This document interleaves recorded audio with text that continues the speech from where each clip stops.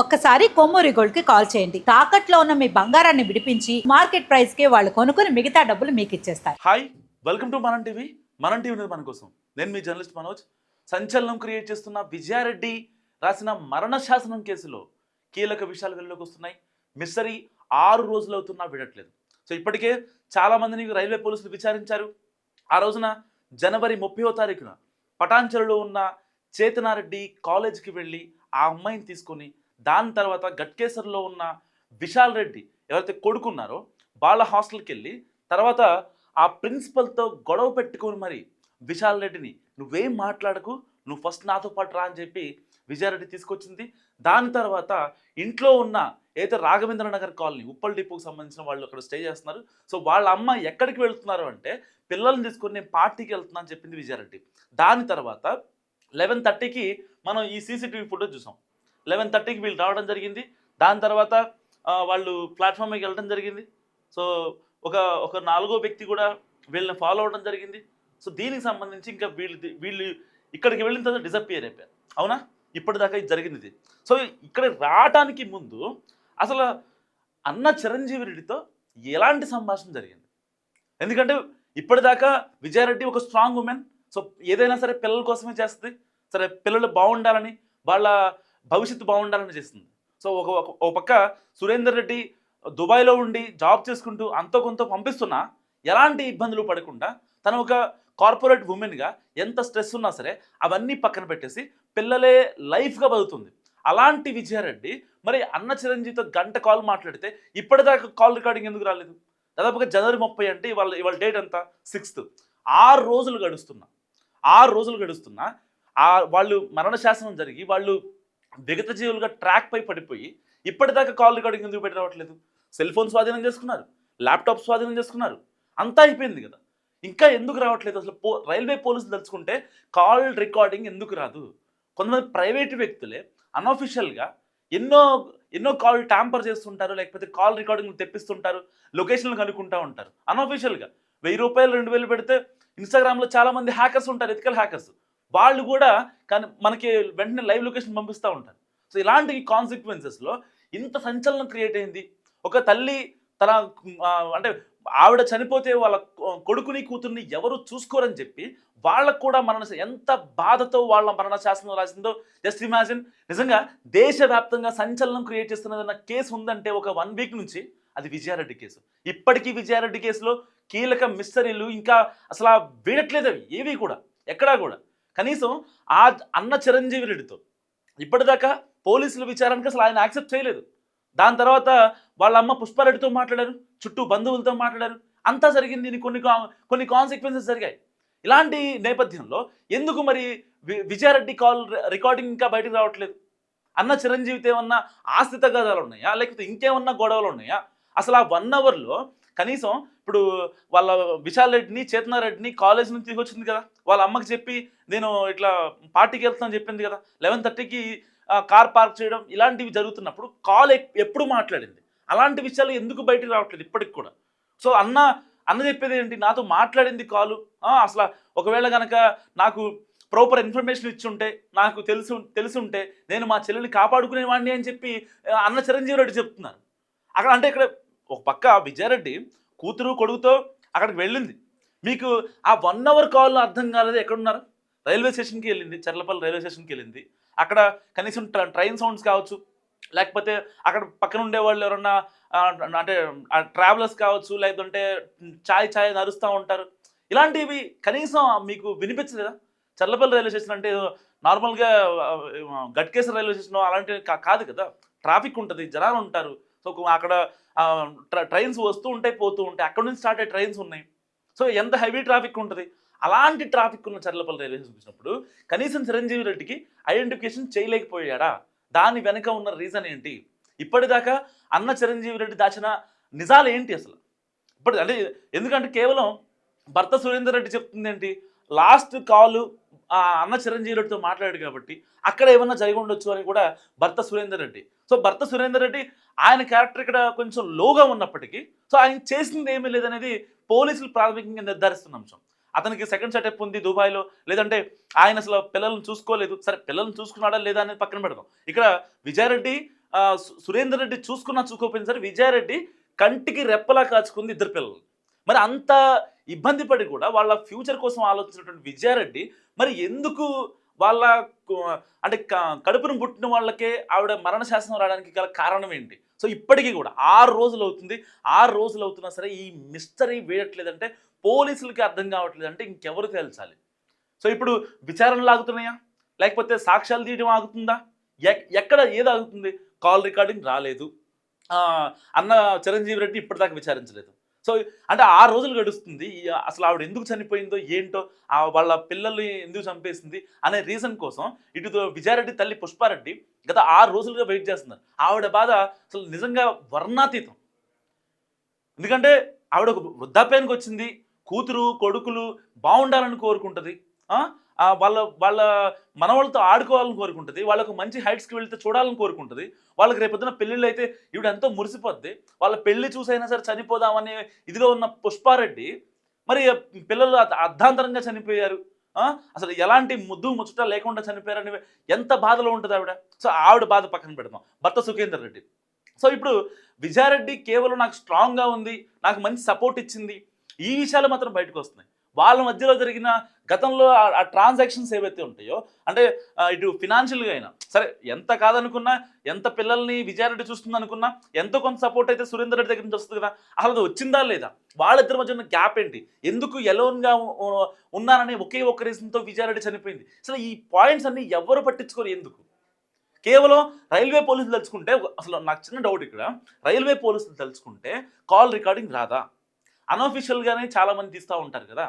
అసలు okay fine, ఆవిడ ఫోన్లో ఆ ట్రాన్సాక్షన్స్ కావచ్చు, లేకపోతే ఆ కాన్వర్జేషన్, చాట్ కాన్వర్జేషన్స్ కావచ్చు, ఇన్స్టాగ్రామ్ కావచ్చు, టెలిగ్రామ్ కావచ్చు, ఇంకా వాట్సాప్ కావచ్చు, వీటికి టైం పడుతుంది అనుకుందాం. ఎందుకంటే ఆవిడ ఆల్రెడీ యాపిల్ ఐడి ఉంటుంది కదా, అంటే ఫేస్ రికగ్నైజేషన్ రావాలి అండ్ పాస్కోడ్ కరెక్ట్గా ఉంటుంది, అప్పుడు మాత్రమే ఫోన్ ఓపెన్ అవుతుంది. లేదు అక్కడ ఉన్న టెక్నికల్ ఎక్స్పర్ట్స్తో ఫోన్ ఓపెన్ చేయించారనుకుందాం, ప్రతిదానికి యాప్కి కూడా లాక్ ఉంటుంది కదా, ఆ యాప్ లాక్ తీయాలి అంటే అథెంటికేట్ పర్సన్ మాత్రమే తీయాలి.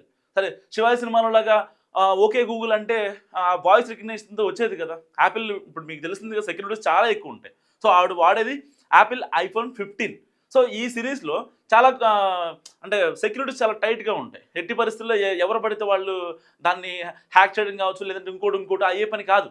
సో దాని అంతటి తాను ఓపెన్ అవ్వాలి అంటే నిజంగా విజయారెడ్డి రావాల్సింది ఒక రకంగా. సరే ఓకే ఫైన్, అసలు ఆ చాట్స్ కావచ్చు, ఆ కాన్వర్సేషన్స్ కావచ్చు, లేకపోతే వాట్సాప్ కాల్ కావచ్చు, ఇంకా ఇన్స్టాగ్రామ్లో చాట్స్ కావచ్చు. ఎందుకంటే 2 చోట్ల పెట్టింది ఆవిడ. ఒకటి ఇన్స్టాగ్రామ్ స్టోరీ పెట్టింది అండ్ వాట్సాప్ స్టోరీ కూడా పెట్టింది. ఏమని? నా చావుకు ఎవరి కారణం కాదు, నేను కేవలం ఒంటరిగా ఉన్న ఒకే ఒక్క రీజన్తో నేను చనిపోతున్నా అని చెప్పి చాలా కరాఖండిగా ఆ పార్కింగ్ నోట్ మీద సూసైడ్ లెటర్ రాసి చనిపోయింది. అది స్టేటస్ పెట్టింది. అది చూసిన వెంటనే సురేందర్ రెడ్డి అక్కడి నుంచి రావడం జరిగింది. కానీ ఇక్కడ భర్త సురేందర్ రెడ్డితో జరిగింది ఏంటనేది తెలుసలేపారు పోలీసులు. ఇటు లాస్ట్ 1 hour కాల్ మాట్లాడిన అన్న చిరంజీవితో అసలు ఏం జరిగిందో కూడా ఇప్పటిదా తెలుసలేపారు. కేవలం అమ్మ పుష్పారెడ్డి చుట్టూ బంధువులు వీళ్ళ గురించే మాట్లాడుతున్నారు. ఇంకా మొన్న ఏదో చూశాను, ఒక చిన్న న్యూస్ చూశాను ఈవిడ గురించి. కేవలం ఈవిడ ఏదో అక్రమ సంబంధాలు పెట్టుకుందనే ఒక ఇదితో ఆవిడ తట్టుకోలేక చనిపోయారట. ఎంత పాపం నిజంగా. అసలు విజయారెడ్డి చనిపోయింది, ఆవిడ గురించి అలా మాట్లాడకూడదు అన్న ఒక ఇంగిత జ్ఞానం కూడా లేకుండా కొంతమంది మాట్లాడుతున్నారు. పబ్లిక్ టాక్స్ అంట, ఈ మన యూసఫ్ కూడా కృష్ణకాంత్ ప్రాజెక్ట్ దగ్గర వాళ్ళు మాట్లాడుతున్నారు. ఈవిడ ఎందుకు చనిపోయింది మీకు తెలుసా అని అడిగితే అసలు ముందు అడిగిన యూట్యూబ్ వాడికి బుద్ధి లేదు. యూట్యూబ్ ఎవరైతే బ్లాగర్స్ చెప్పుంటారో అసలు వాళ్ళకి బుద్ధి లేదు. ఏమని చెప్తారు తెలుసా? విజయారెడ్డి ఎందుకు చనిపోయింది అనుకుంటారంటే, విజయారెడ్డి అక్రమ సంబంధాలు, ఇవాళ రేపు అన్ని అక్రమ సంబంధాలేనండి. ఇప్పుడు 100 మంది దొంగలు ఉంటారండి, తర్వాత ఒక నిజాయితీ గల నికర్సైన వాడు వస్తాడు, వాడిని కూడా దొంగలు ఎక్కడతారా? అంటే ఇక మీ మైండ్కి ఏది తోస్తుంది, మీ పాయింట్ ఆఫ్ వ్యూలో మీరు అలాంటి వాళ్ళని చూశారు కాబట్టి వాళ్ళ గురించి నెగిటివ్గా అనుకుంటారు. విజయారెడ్డి గురించి ఎందుకు నెగిటివ్గా అనుకోవాలి? అసలు ఆవిడ మనిషి ఉందా? సరే అసలు ఆవిడ గతం ఏంటో ఎవరికి తెలియదు. ఇవాళ మీడియాలోకి వచ్చిన తర్వాత ఆవిడ చనిపోయింది అన్న తర్వాత చాలామంది తెలుస్తుంది హూ ఈజ్ విజయారెడ్డి అనేది. Vijaya Reddy she is software engineer, team lead, next level ప్రాబ్లమ్ని ఈజీగా సాల్వ్ చేసేస్తుంది. ఎన్నో బగ్స్ని, ఎన్నో ఎర్రర్స్ని రెక్టిఫై చేసింది ఆవిడ. ఆవిడ టీమ్ లీడ్ అయిందంటే ఊరికనే అవ్వలేదు. ఆవిడ మైండ్ నెక్స్ట్ లెవెల్ మైండ్. భర్త ఎక్కడో ఉన్నా సరే చాలా స్ట్రాంగ్గా ఉండి పిల్లల కోసం బతుకుతూ పిల్లలే పరమావధిగా బతుకుతున్న విజయారెడ్డి గురించి ఈ పిచ్చి మాటలు ఎందుకంటే అనవసరంగా ఆవిడ ఏమన్నా భూమి ఉందా? చనిపోయిన వాళ్ళ గురించి అలా మాట్లాడొచ్చా? ఆవిడ ఎంత బాధతో వాళ్ళ పిల్లలకు కూడా మరణశాసనం రాసిందంటే ఆవిడ బాధ అర్థం చేసుకోవాల్సింది పోయి, సరే వాళ్ళు చనిపోవడం నేను కరెక్ట్ అంటలేదు, తప్పే. ఆవిడ పిల్లల్ని తీసుకెళ్ళడం తప్పే, ఆవిడ చనిపోవడం కూడా తప్పే. ఒక రకంగా గట్టి మాట్లాడుకోవాలంటే. కానీ ఆవిడ ఎంత బాధపడిందనే విషయం ఎవరికీ అర్థం కాకుండా ఆవిడకి అక్రమ సంబంధాలు ఉన్నాయి, ఇంకోటి ఉన్నాయి, ఇలాంటివి పిచ్చి పిచ్చి కోతలు ఎందుకు? ఒకవేళ ఇప్పుడు ఎవరైతే మాట్లాడుతున్నారో అలాగా అక్రమ సంబంధాలని చెప్పి, మీ ఇంట్లో ఎవరైనా చచ్చిపోతే మీ ఇంటి పక్కన వాళ్ళు లేకపోతే ఇంకొకళ్ళు మీ మీ అక్కకో మీ అన్నకో అక్రమ సంబంధం ఉంది అందుకే చనిపోయాడని మిమ్మల్ని అంటే మీకు ఎలా ఉంటుంది? ఒక మహిళ, ఒక వెల్ సెటిల్డ్ మహిళ అండ్ కార్పొరేట్ విమెన్ ఆవిడ చనిపోయింది లేకపోతే ఆవిడ ఇబ్బంది పడింది అంటే కొన్ని రీజన్స్ ఉంటాయి దానికి సంబంధించి. ఆస్తగదాలు అయితే ఏ రోజో భర్త సుఖేందర్ రెడ్డితో ఆవిడ చాలా ఇబ్బంది పడి, లేదంటే నాకు డివోర్స్ కావాలి, నాకు అలిమోనీ కావాలి, ఒక భరణం కావాలని చెప్పి మాట్లాడేది కదా. ఇప్పటిదాకా అసలు అలాంటి ట్రాకే లేదు కదా ఆవిడకి. పోనీ ఆవిడకి ఏమైనా డబ్బులు తక్కువ, ఆవిడ మంచి జాబ్ తీసుకుంటుంది, పిల్లలు చదివించుకుంటుంది, ఎలాంటి ఇబ్బందినైనా ఆవిడ అక్కడ మాత్రమే పడింది. సరే, కొంతమంది ఆవిడ సపోర్ట్ చేస్తున్న కొలీగ్స్ ఎవరైతే ఉన్నారో వాళ్ళు కూడా ఆవిడకి కొంచెం ఎమోషనల్గా సపోర్ట్ చేశారు. దాని తర్వాత కొన్ని కాన్సిక్వెన్సెస్ వాళ్ళ ఇంటికి రావడం జరిగింది, పుష్పారెడ్డితో మాట్లాడటం జరిగింది. సో ఏం జరిగిందమ్మా ఏంటంటే 2007లో పెళ్ళైందమ్మా సురేందర్ రెడ్డికి అండ్ విజయారెడ్డికి. దాని తర్వాత పిల్లలు పుట్టారు. సో పిల్లలు పుట్టిన తర్వాత కొన్ని కాన్సిక్వెన్సెస్ తర్వాత ఆయన జాబ్ పరంగా దుబాయ్ వెళ్ళిపోవడం జరిగింది. సో ఇలా ఇన్ని మాట్లాడుకుంటున్నారు. ఇలాంటి ఇంత స్ట్రాంగెస్ట్ ఉమెన్ ఆవిడ గురించి మొత్తం ఆల్రెడీ మీడియాలో దాదాపుగా ఒక 4-5 రోజుల నుంచి విజయారెడ్డి గురించి మోత మోగిపోతుంది. ఆవిడ ప్రొఫైల్ గురించి. మరి అంత కరెక్ట్గా మెయింటైన్ చేశారు ఆవిడ ప్రొఫైల్. ఆవిడ ఏం పాపం చేసిందని ఆవిడ గురించి అక్రమ సంబంధాల గురించి మాట్లాడడానికి అసలు బుద్ధున్నక్కర్లా? నోటికి ఎంత వస్తే అంత మాట్లాడటమేనా? మన ఇంట్లో ఎవరైనా చనిపోతే లేకపోతే మన తెలిసిన వాళ్ళు ఎవరైనా చనిపోతే అలాంటి మాటలు మనమే తీసుకోగలమా? మరి అలాంటప్పుడు మనోళ్ళు అయితే ఒకటి, ఈవిడైతే ఒకట. ఆవిడ నిజంగా పిల్లల కోసమే ఉండి అమ్మని చూసుకుంటూ, అమ్మ వృద్ధాప్యాన్ని కూడా పక్కన పెట్టి ఆవిడకి అన్నీ తానై ఒక పక్క చిరంజీవి కూడా చూసుకోకపోయినా సరే ఏదో ఉంటున్నాడంటే ఉంటున్నాడు. చిరంజీవి ఇప్పుడు పిల్లల కోసమో లేకపోతే మేనల్లుడి కోసమో మేనగోడల కోసమో ఉంటున్నాడంటే ఉంటున్నాడు, కొంచెం సపోర్ట్ చేస్తున్నాడు. ఆ సపోర్ట్ తీసుకుని తప్ప ఏ రోజు నాకు ఇది కావాలని చెప్పి విజయారెడ్డి అడగలేదు. పుష్పారెడ్డి చెప్పింది, విజయారెడ్డి వాళ్ళ మమ్మీ ఏ రోజు కూడా నా కూతురు చిరంజీవి దగ్గర నుంచి కావచ్చు, లేకుంటే భర్త సురేందర్ రెడ్డి దగ్గర నుంచి కావచ్చు, లేకపోతే ఇంకొకరి దగ్గర నుంచి కావచ్చు, చెయ్యి చాచి అడిగింది కాదు. అలాంటి స్వభావం ఉన్న వ్యక్తి ఈవిడ గురించి అక్రమ సంబంధాలను మాట్లాడతారు. లేదు, ఒకవేళ అసలు చిరంజీవితో ఏం జరిగిందనే ఆ 1 hour కాల్ రికార్డింగ్ గురించి ఎందుకు లేట్ అవుతుందంటే పోలీసులు నోరు మీద. రైల్వే పోలీసులు తలుచుకుంటే, సరే రైల్వే పోలీసులు స్టేట్ కాదండి, సెంట్రల్ పోలీసులు వాళ్ళు తలుచుకుంటే కాల్ రికార్డింగ్ రాదా? లేకపోతే ఆ ఫోన్లు ఓపెన్ అవ్వవా? అంటే వెనకాల ఏం జరుగుతుంది అసలు ప్రాపర్ ఎంక్వైరీ జరుగుతుందన్న భావనలో ఈ విజయారెడ్డి వాళ్ళ మమ్మీ ఉంటే, లేదు ఏదో జరిగిపోతుంది అన్న ఇదిలో ఇటు చాలామంది ఉన్నారు. అసలు విజయారెడ్డి అంత ఎక్స్ట్రీమ్ డెసిషన్ తీసుకోవడానికి అసలు రీజన్ ఏంటి? ఎందుకు అసలు నాకు అర్థం కాని విషయం. అంటే పిల్లలకి కూడా మరణ శాసనం రాసిందంటే ఆవిడ ఎదుర్కొన్న సమస్య ఏంటి? కేవలం ఆస్తి కదా నథింగ్. ఆవిడకి అసలు ఆస్తికి సంబంధించిన ఇష్యూస్లో ఏ రోజు ఆవిడ ఇన్వాల్వ్ అవ్వలేదు. ఆవిడకి వచ్చింది, ఆవిడ బిడ్డలకు పెట్టుకొని ఆవిడ సుఖంగా ఉంది, ఆవిడ ఫ్యామిలీ సుఖంగా ఉండాలని కోరుకుంది. ఒకవేళ సురేందర్ రెడ్డితోనే కనుక ఇలాంటి ఆర్థికపరమైన ఇష్యూస్ లావాదేవీలు ఉంటే ఒకవేళ ఎప్పుడో బయటపడి ఉండేది కదా, ఇప్పటిదాకా అసలు ఆలోచించేది కాదుగా, ఏ రోజో డివోర్స్ అయిపోయేది కదా. సో ఆర్థికపరమైన ఇష్యూస్ కావు, ఏదో జరిగింది. ఎందుకంటే ఇప్పటిదాకా ఆ ఘటన జరిగింది జనవరి 30న, దాదాపుగా 6 రోజులు అవుతుంది. ఈ 6 రోజుల్లో కనీసం ఒక్కసారైనా సరే చిరంజీవి మీడియాని అడ్రస్ చేశాడా? మీడియాని అడ్రస్ చెయ్యలేదు. పోలీసుల ఎంక్వైరీకి ఎందుకు మొహం చాటేశాడు? ఆవిడ చనిపోయిందన్న వార్త మీడియాలో చూసిన అన్న చిరంజీవి ఎందుకు మరి పోలీసులని కాంటాక్ట్ అయ్యే ప్రయత్నం చేయలేదు? గట్కేసర్లో ఉంటాడు మనిషి, గట్కేసర్ నుంచి చర్లపల్లి రావడానికి ఎంత పడుద్ది? పట్టుమని 10 నిమిషాల్లో గట్కేసర్ నుంచి చర్లపల్లి వస్తాడు. చర్లపల్లి వచ్చిన తర్వాత పోలీస్ స్టేషన్కి వెళ్ళి, లేదంటే ఆ రైల్వే పోలీసుల దగ్గరికి వెళ్ళి, మరి మా చెల్లి చనిపోయిందండి, ఆ రోజు నాతో మాట్లాడిందండి అని ఎందుకు చెప్పలేకపోయాడు? అంటే ఇప్పుడు నా సొంత వాళ్ళకి ఏమన్నా అయిందంటే అసలు మనం మొత్తం ఇదైపోతాం, మనం చాలా డౌన్ అయిపోతాం. అలాంటిది రక్త సంబంధికులైన విజయారెడ్డి చనిపోతే మరి చిరంజీవి రెడ్డి ఎందుకు రియాక్ట్ అవ్వలేదు? కనీసం పోలీసులు వచ్చే కాంటాక్ట్ చేసే ప్రయత్నం చేశాడా? లేదు. ఓకే, ఆ రోజు నాతో మాట్లాడింది, ఆ 1 hour కాల్ నాతో మాట్లాడింది కాబట్టి పోలీసు వాళ్ళు ఏమన్నా నన్ను అనుమానిస్తారేమో, నా వల్ల చనిపోయిందేమో. అసలు జరిగింది ఏంటో ఇవాళ కాకపోయినా కనీసం ఒక 10 days కింద తెలుస్తుంది. కానీ ఈ విజయారెడ్డి చనిపోయిందని, పిల్లలు చనిపోయారని పుష్పారెడ్డి పడుతున్న బాధ, ఇటు భర్త సురేందర్ రెడ్డి పడుతున్న బాధ ఎవరు తీర్చాలి? చిరంజీవి రెడ్డి కొన్ని కావాలనే హైడ్ చేస్తాడని అనుకుందాం, ఫర్ ఎగ్జాంపుల్ అనుకుందాం. ఇవాళ కాకపోతే 4వ తరగతి రావా? ఎప్పటికైనా పాపం పండాల్సిందే కదా. జరిగింది ఇదని చెప్తే ఎంత ఇదిగా ఉండేది. కానీ చిరంజీవి రెడ్డి ఏదో కావాలని హైడ్ చేస్తున్నాడు.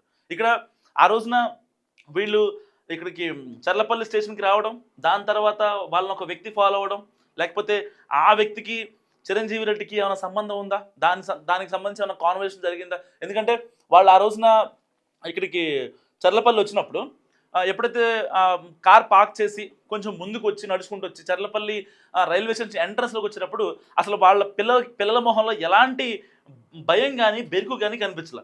కానీ దాని తర్వాత ఎప్పుడైతే ఈ ప్లాట్ఫామ్ మీకు వచ్చారో, ఇక్కడ మాట్లాడుకుంటున్నారో, సో అప్పుడు మాత్రం వాళ్ళు చాలా ఇదిగా ఉన్నారు. వాళ్ళ మొహంలో ఒక సస్పెక్ట్ ఫీలింగ్ అనేది చాలా క్రిస్టల్ క్లియర్గా కనిపిస్తుంది. అంటే ఏదో జరుగుతుంది. ఆల్రెడీ వాళ్ళ అబ్బాయి ఇక్కడ చూపిస్తూ ఉంటాడు అనమాట. ఇక్కడ చూపిస్తూ ఉంటాడు, అమ్మ మనం ఎక్కాల్సింది ఈ ట్రైనేనా, సో వస్తుంది, మన బంధువులు ఇంకా రాలేదంటే చాలా వియర్డ్గా సమాధానం చెప్పే, అంటే చెయ్యి ఇట్లా లేపడం, అంటే నువ్వు ఆగు, నేను చెప్పింది విను. ఎందుకంటే ఆల్రెడీ ఈ విశాల్ని తన కాలేజ్ హాస్టల్ నుంచి తీసుకొచ్చే క్రమంలో ప్రిన్సిపల్కి ఫోన్ చేసి కూడా కొంచెం దురుసుగా మాట్లాడి నా కొడుకుని పంపిస్తారా లేదన్నట్టు మాట్లాడింది. అలాంటి విజయారెడ్డి చూడండి, ఇక్కడ వెళ్తుంది చూడండి. ఇంకా దీని తర్వాత వీళ్ళు డిజప్ అయిపోతారు. చర్లపల్లి రైల్వే స్టేషన్ అనే బోర్డు దగ్గరికి వెళ్ళిన తర్వాత